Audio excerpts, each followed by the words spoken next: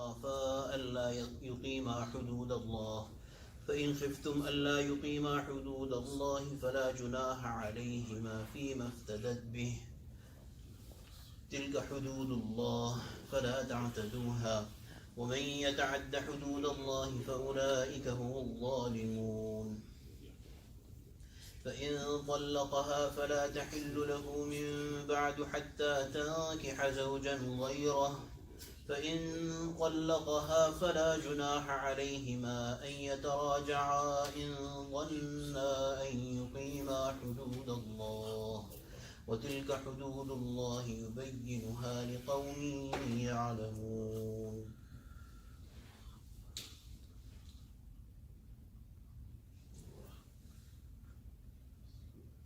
وإذا طلقتم النساء فبلغن أجلهن فأمسكوهن بمعروف أو سرحوهن بمعروف ولا تمسكوهن ضرارا لتعتدوا ومن يفعل ذلك فقد ظلم نفسه ولا تتخذوا آيات الله هزوا واذكروا نعمة الله عليكم وما أنزل عليكم من الكتاب والحكمة يعظكم به واتقوا الله واعلموا أن الله بكل شيء عليم. صدق الله العظيم وبلغنا رسوله النبي الكريم ونحن على ذلك من الشاهدين والشاكرين والحمد لله رب العالمين. The past few days we've been reading about the commands of Allah subhanahu wa ta'ala about divorce and separation between husband and wife. So we read about ila, which is one contract towards divorce. Then we read about talaq raj'i, talaq ba'in. Today inshallah in these few ayats from ayat 229 to 231 we'll talk about a few other terms of sharia pertaining to this matter of divorce. Talaq raj'i, talaq mughallidha and halala, which is commonly known as halala. Inshallah we'll read about those.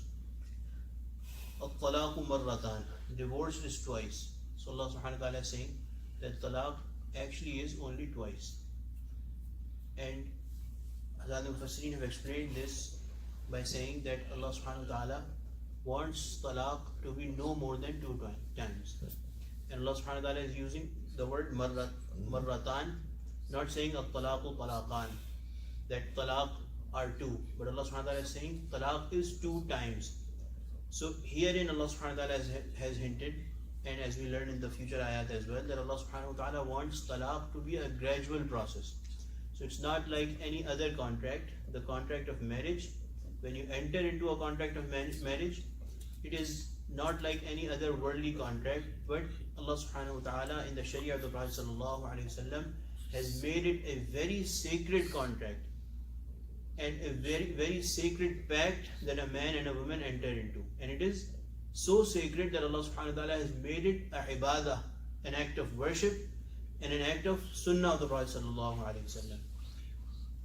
So when somebody enters into this contract of marriage, it is not like any other contract. There has to be witnesses to it. There is deen involved in it. And similarly, when that contract is being broken, then again Allah subhanahu wa ta'ala has given very specific and strict orders about it, and it has to be a very gradual process. This is how Allah subhanahu wa ta'ala wants it to be. At-talaqu marratan, talaq is 2 times, twice. So the Mufassirin have explained that when you give somebody $2, you don't say I have given him $1 twice. You say I have given him $2. Allah subhanahu wa ta'ala is saying talaq is twice. So Allah subhanahu wa ta'ala wants the first 2 talaq to be at different points of time. Allah subhanahu wa ta'ala did not say at-talaqu talaqan, but Allah subhanahu wa ta'ala said at-talaqu marratan. And this is, we read about it the previous dars as well, that the first 2 talaq, a man has been given this right, that when they feel, the first stage is that when man and wife feel that they are not getting along together, they should talk to each other. They should consult with each other and explain their differences to each other and try to reconciliate. If that does not work out, at another place in the Quran, Allah subhanahu wa ta'ala has said that the elders should be involved from the woman's side and from the man's side. If that stage does not work either, then the man and women still think that they cannot live together, then they can move towards, for the betterment of their deen and for their dunya, they can move towards the first step of talaq, which is the first talaq. If the first talaq is given, it is still raj'i, which means that ruju' or return is possible. If the second talaq is given after that, it still remains raj'i, which means that if at any point during the iddat the man and wife want to reconciliate, they can get together again. Nikah will not have to be performed again. But as we read the next ayah, so Allah subhanahu wa ta'ala here is saying about two talaq, فَإِمْسَاكُمْ بِمَعْرُوفٍ أَوْ تَسْرِيحٌ بِإِحْسَانٍ. After those two talaq, then either to retain in all fairness or to release nicely. أَوْ تَسْرِيحٌ بِإِحْسَانٍ. وَلَا يَحِلُّ لَكُمْ أَن تَأْخُذُوا مِمَّا آتَيْتُمُوهُنَّ شَيْئًا إِلَّا أَن يَخَافَا أَلَّا يُقِيمَا حُدُودَ اللَّهِ. So first we'll complete the ahkamat of talaq. That another order of Allah subhanahu wa ta'ala is that Allah subhanahu wa ta'ala wants to make it when the man and women have decided that they cannot live together, then Allah subhanahu wa ta'ala wants to make this process very congenial and very easy for both of them. And Allah subhanahu wa ta'ala at the same time wants to give the man and wife full chance to reconciliate.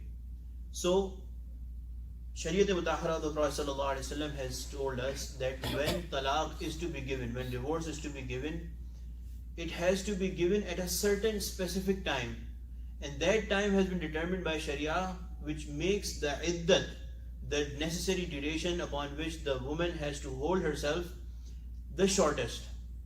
So talaq, it is not recommended, it is not preferable that it should be given during any period of the woman, because if it is given during the period, then the woman will have to first complete that period. It will not consider her iddat. Then she'll have to live through the clean days. Then she'll have to start, when the next period starts, from that period 3 periods will be counted for her iddat. So iddat will be prolonged. Similarly, if their days of purity, but men and women have come together, even then Allah subhanahu wa ta'ala does not like that after having come together during the times of purity, talaq is given, because that coming together may have resulted in a pregnancy. Then the iddat will last for the full 9 months of the pregnancy. So Allah subhanahu wa ta'ala has despised giving talaq or divorce in those periods. Allah subhanahu wa ta'ala wants the talaq, the preferred method, the preferred time of giving talaq is in a time of purity for the woman, where men and women have not come together in that period. So one talaq is given, or even two talaq are given, and iddat starts. فَإِمْسَاكُمْ بِمَعْرُوفٍ أَوْ تَسْرِيحٌ بِإِحْسَانٍ. Either they can separate out with fairness, أَوْ تَسْرِيحٌ بِإِحْسَانٍ, or if the man wants to keep her, they have to do it with ihsan. If they want to keep her, they have to do it بِمَعْرُوفٍ, فَإِمْسَاكُمْ بِمَعْرُوفٍ أَوْ تَسْرِيحٌ بِإِحْسَانٍ, or leave her with ihsan. And here Hazrat al-Mufassirin have explained that even when a man is leaving a woman, Allah subhanahu wa ta'ala has set some requirements for the man. So it has to be with ihsan. Some gift has to be given to the woman. And this is such a huge difference from what used to happen in that time, where talaq and separation was a source of major fights. Allah subhanahu wa ta'ala is saying that even at that point, the husband has to give some gift. The minimum requirement is that at least one set of clothing has to be gifted to the wife who is going away by the man, or some cash or something. وَلَا يَحِلُّ لَكُمْ أَن تَأْخُذُوا مِمَّا آتَيْتُمُوهُنَّ شَيْئًا. And it is not permissible for a husband to take back what they have given to their wife. So here Allah subhanahu wa ta'ala is referring to mahr, the amount of money or whatever. It doesn't have to be money, it could be in some other form of asset, But whatever has been given, it is not permissible for the husband that now you are going away, so give my money back, or give my whatever I gave you in mahr, give it back. It's not permissible. Illa, except an yakhafa Allah yuqima hudud Allah. Except that the man and wife fear that living together they will not be able to uphold the limits of Allah subhanahu wa ta'ala. So even if they live together, they will not be able to live in accordance with the orders of Allah subhanahu wa ta'ala, which is to fulfill the rights of each other. If they feel that they cannot do it, and the wife also agrees that it is better for us to separate, and she leaves her mahr, all of it or part of it, then that becomes permissible. إِلَّا يُقِيمَ حُدُودَ اللَّهِ فَإِنْ خِفْتُمْ أَلَّا يُقِيمَ حُدُودَ اللَّهِ فَلَا جُنَاحَ عَلَيْهِمَا فِي مَا افْتَدَتْ بِهِ. Now if you apprehend that they would not maintain the limits set by Allah, then there is no sin on them in what she gives up to secure her release. So she gives up her mahr to get her separation. But this has to be with the will of the wife. The husband cannot enforce it. تِلْكَ حُدُودُ اللَّهِ فَلَا تَعْتَدُوهَا. These are the limits set by Allah, therefore do not exceed them. وَمَنْ يَتَعَدَّ حُدُودَ اللَّهِ فَأُولَٰئِكَ هُمُ الظَّالِمُونَ. Whosoever exceeds the limits set by Allah, then those are the transgressors.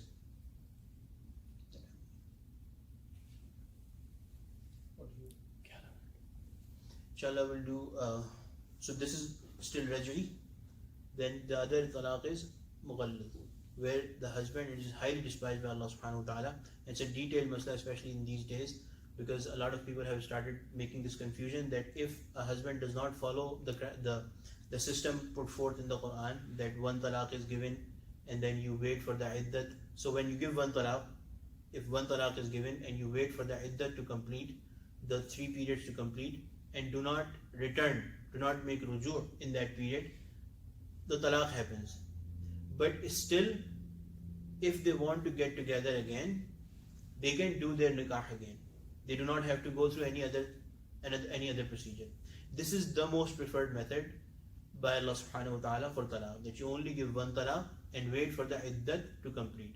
The hikmah, the wisdom is that during that time period passing, and also Allah subhanahu wa ta'ala has recommended that in that iddat time, the woman should stay in the man's house. The man is supposed to provide living and food during that iddat time as well. It is recommended, it is preferable. So that if there is any chance of reconciliation, if they regret their decision, they still have room to come together. But inshallah we'll read about the other kind of talaq, which is when Allah subhanahu wa ta'ala is saying that even after the two talaq, even the third is given, then what happens? May Allah subhanahu wa ta'ala make us among the people of the Quran and make us among the ones who follow the Quran and the words of Allah subhanahu wa ta'ala and let in spirit. Ameen. Alhamdulillahi Rabbil Alameen. Wassalatu wassalamu ala sayyidil mursaleen. ربنا ظلمنا أنفسنا وإن لم تغفر لنا وترحمنا لنكونن من الخاسرين واغفر وارحم وأنت خير الراحمين. صلى الله تعالى